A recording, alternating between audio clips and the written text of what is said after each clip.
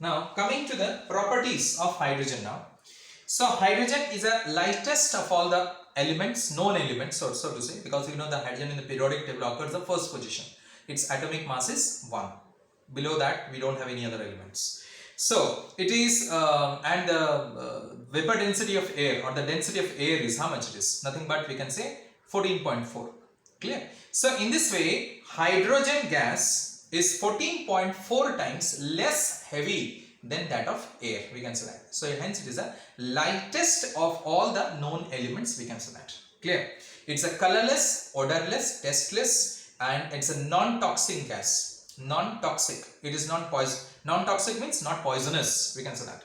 So liquid hydrogen has a boiling point of around minus 253 degrees Celsius. Liquid hydrogen. Alright, when you pressurize the hydrogen gas under high pressure, the gas gets liquefied. Hydrogen gas gets liquefied and it boils at a temperature of minus 253 degrees Celsius, we can say that.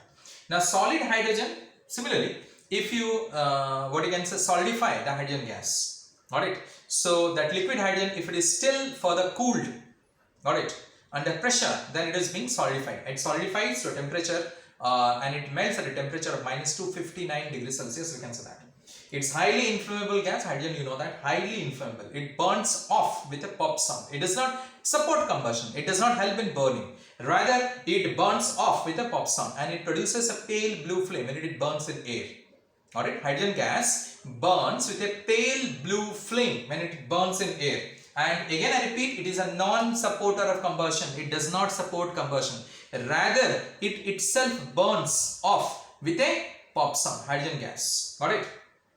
It is almost insoluble in water, we can say that, hydrogen gas. Alright, that is, if you take, 1 liter of water, hardly 20 ml of hydrogen gas will be dissolved in it. Hardly. Because it's a non-polar substance. Hydrogen gas is non-polar in nature. H2 molecule. H and H together it forms H2. And H2 molecule is non-polar. So due to this particular reason, it does not dissolve in water. But under pressure, if you try to do it, then you will find that slightly it gets soluble. Slightly, very slightly. That is also negligible, we can say that. Clear? So that is 1 liter of water dissolves only, as I said you, that is 20 ml of the gas under normal conditions. But under pressure, you can say 22 ml or 23 ml of gas dissolves under pressure in 1 liter of water. Alright, that's quite negligible, we can say that. So next is, for that reason only, when we collect the hydrogen gas, we collect it under water. Alright, we pass it under water and we collect the hydrogen gas. Of course, hydrogen gas becomes moist. Alright, that is true. It becomes moist. But it is not soluble in water. For that reason only, when we are collecting hydrogen gas, we don't collect it over air.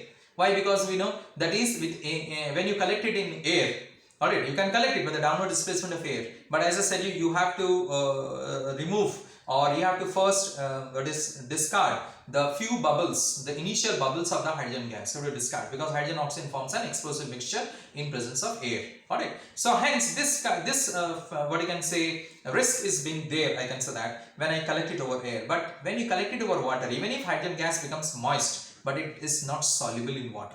For that reason only hydrogen gas is collected over water, because hydrogen is insoluble in water. Practically it is insoluble, we can say that.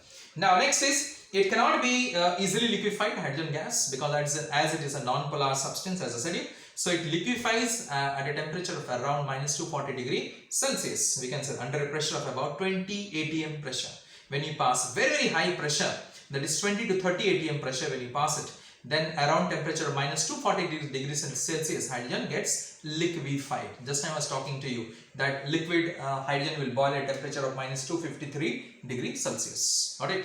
Now, next is, it is neutral towards litmus. It does not turn blue litmus red or red litmus blue. Moist it should be.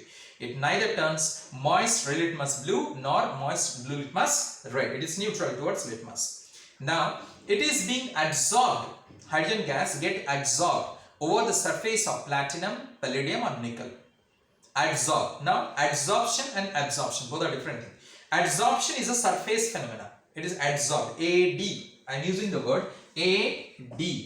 This is known as adsorbed.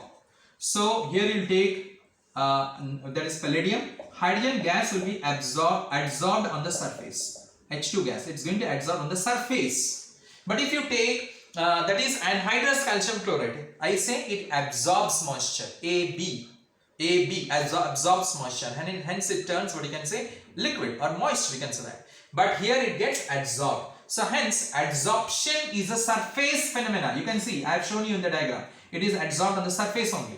Here I can take platinum, I can take nickel, I can take palladium, any particular metal I can take it. So hydrogen gas will be adsorbed on the surface. And mind it, hydrogen adsorbed to a very large extent. That is, if you take 1 cc, 1 centimeter cube of platinum or palladium or nickel, then 900 cc of hydrogen will be adsorbed on the surface. If you take 1 centimeter cube of the metal, small metal, 1 centimeter cube of the metal you are taking it, then 900 centimeter cube of hydrogen gas can be adsorbed on the surface of that particular metal. It can be adsorbed. Again I repeat the word adsorbed on the surface of the metal.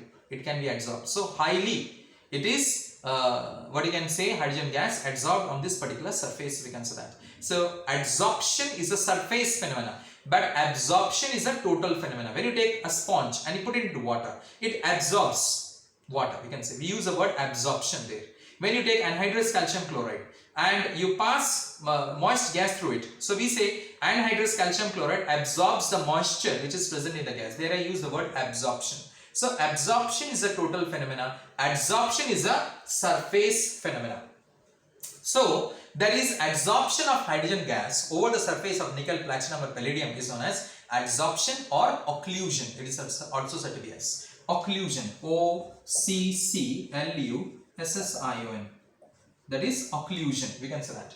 This is called as adsorption. Clear? These metals are therefore used as catalysts in the process of hydrogenation. Got it?